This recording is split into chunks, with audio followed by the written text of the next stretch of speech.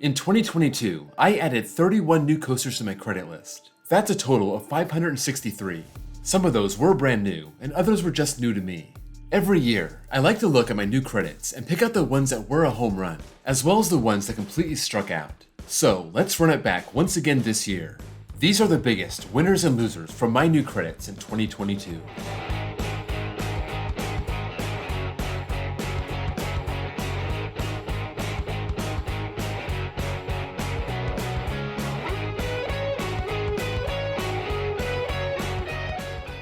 Since I'm such a positive person, I have 8 winners against just 6 losers, so let's count them down.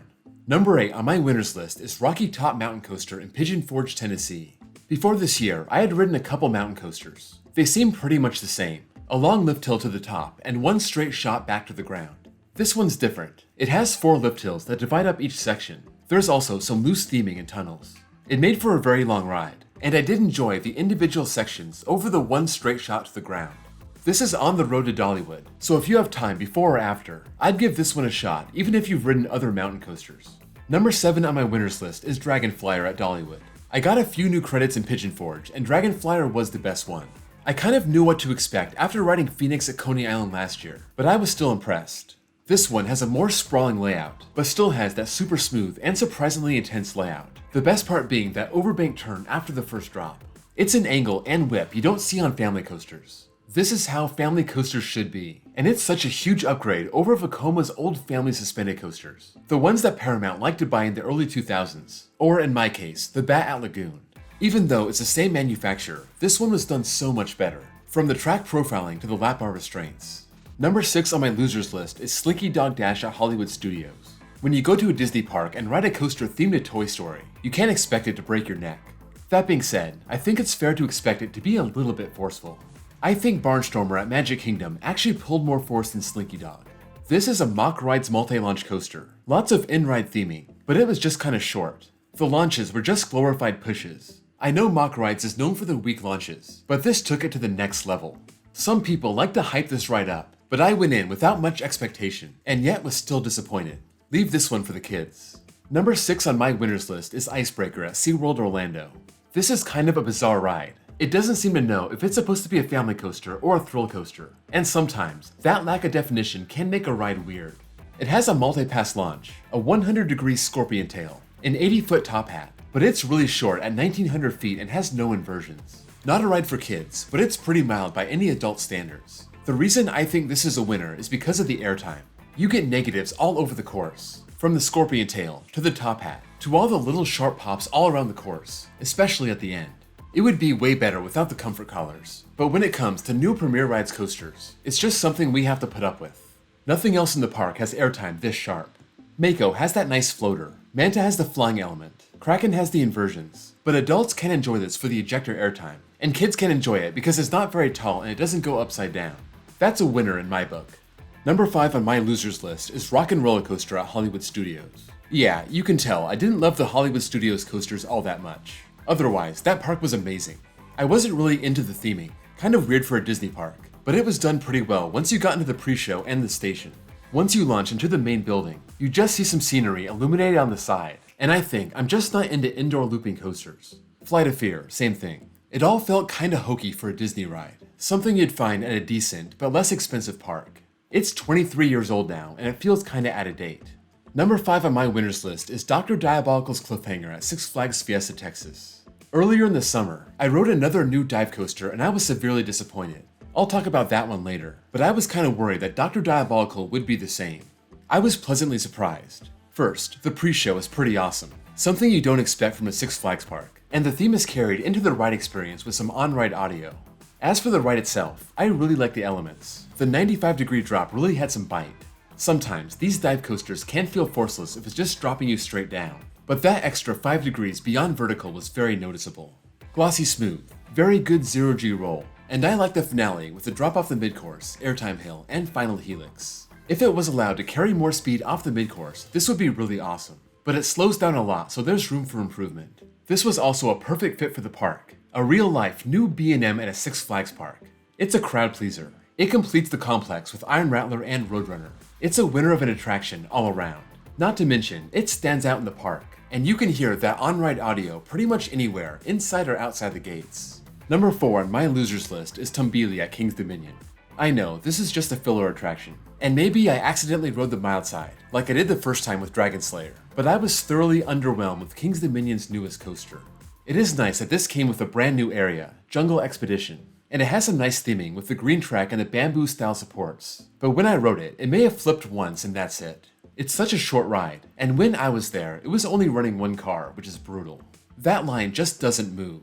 I'm hoping they add something new soon, and they don't rest on this being their big new coaster for years to come. I don't think that'll be the case, but with King's Dominion, you never know. Number 4 on my winners list is Guardians of the Galaxy Cosmic Rewind at Epcot. Epcot has been around for 40 years, and they finally got their first coaster in 2022.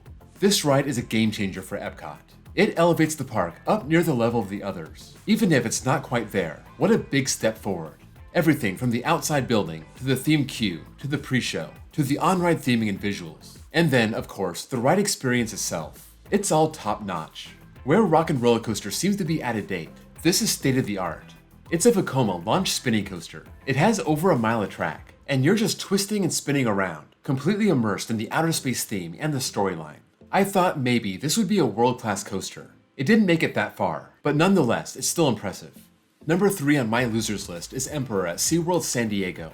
I mentioned I was nervous about Dr. Diabolical after riding another new dive coaster. Well, this is the one. I thought it was so cool to have a B&M dive coaster in Southern California, but this one just isn't it. I was used to the 200 footers. This one's only 143 feet, and I really did miss that extra 57 feet. It also doesn't have that 95-degree drop, so the straight vertical drop didn't do much for me, even in the back row. This one doesn't have a second drop like all the others. It's just a mess of 3 inversions before the ride ends, and honestly, I got bored with it. I also thought there was a rattle, but most people don't seem to agree. I did have to walk 4 miles to get to the park, so I may have been dehydrated, so I think I can give it a pass and chalk it up as a me problem. Emperor has no theming, no landscaping. It doesn't even have a roof on the station. It was slapped next to the parking lot, and there's just not anything to get excited about. Number 3 on my winners list is Expedition Everest at Animal Kingdom. I was pretty excited to finally be able to ride this, and I was not disappointed. Even as you walk to the ride, you feel like you're walking through Nepal, the giant mountain looming in front of you, and as you approach the ride, the theming is on point. The whole idea is you're climbing the mountain to hunt for the Yeti, and if you walk through the main queue, they hammer that theme home. The ride itself is fantastic. 2 lifts, the biggest one at 112 feet. It has forward and backward sections, great in-ride theming throughout, and it hits 50 miles per hour by the end, so it's pretty forceful. They started construction about 3 years before it opened, so even though this is 20-year-old technology, the ride still holds up to Disney standards. This is now Animal Kingdom's only coaster, and it's a perfect fit. Number 2 on my losers list is 7 Dwarfs Mine Train at Magic Kingdom. First, the good parts. It follows its artificial terrain very well, carving out a plot in the center of the park, and that aspect is well done. It's also incredibly smooth and has those rocking cars, the ones that rock back and forth on their own. You won't find those on any other coaster except this one and its counterpart in Shanghai. All that being said, this is such a short ride with 2,000 feet of track. It kind of meanders around without much speed. It has one real moment of in-ride theming when you enter the Dwarfs mine, and the whole experience felt redundant with Big Thunder Mountain in the same park. I wonder why they chose this idea instead of going with something new for the park. Why spend tens of millions of dollars to build the same ride you already have, but worse? It draws a long line, so I guess it works for them. But I know I'm not alone when I say this ride was disappointing, and not worth a 90-minute wait, or the $13 lightning lane.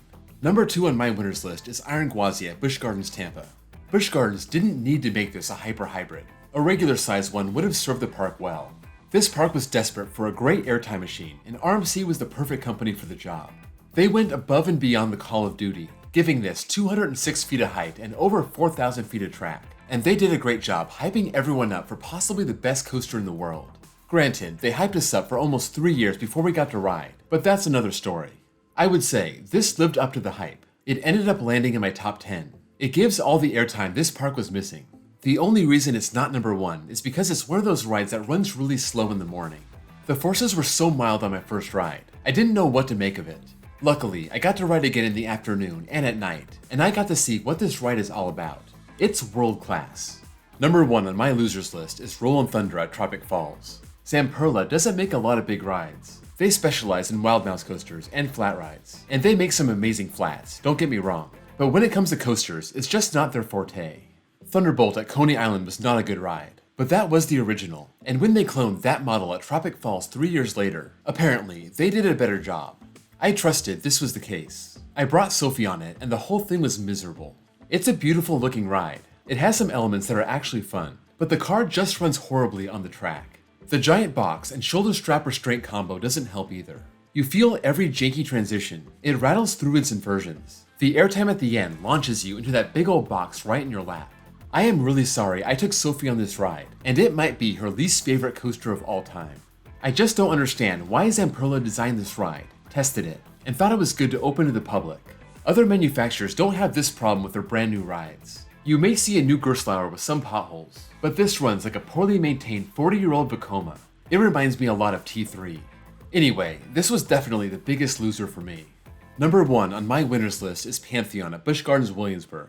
I wasn't sure what to make of this ride. I thought it may be awesome, or maybe just okay. But after riding Velocicoaster, my hopes went up a lot. Then I saw it has a giant outer bank, and they went up even more. After riding this 4 times, I can safely say this is the best ride in the park and it's not close. It has a little bit of everything. Launches, hang time, ejector airtime, floater airtime. It's lacking some positive G's, but I can live without them. It's not a top 10 ride like Iron Gwazi, but for what it is, it's perfect. I thought the ride in the morning was just as awesome as the rides at night. It adds so much to the park, giving it that A coaster to go along with this big collection of B coasters. I loved it. Sophie loved it. It's made to be fun for all ages. Intamin gets a standing ovation for Pantheon. That's all for my winners and losers from 2022. Keep in mind, this was just among my 31 new credits. Let me know what you think of these coasters, if your experience was the same or different, and what new coasters you rode this year that you would consider a winner or a loser. Sound off in the comments below. Before you go, if you can drop this video a like, I'd appreciate it. And if you're new here and love coasters, be sure to give me a sub for more content just like this. I'll be counting down my top 100 coasters later this month. Also, check out my links below for my Discord server, and my second channel where I post copyright-free off-ride footage, and my baseball channel if you love baseball and need your fix in the off-season. Thank you all for watching, and I'll see you all next time.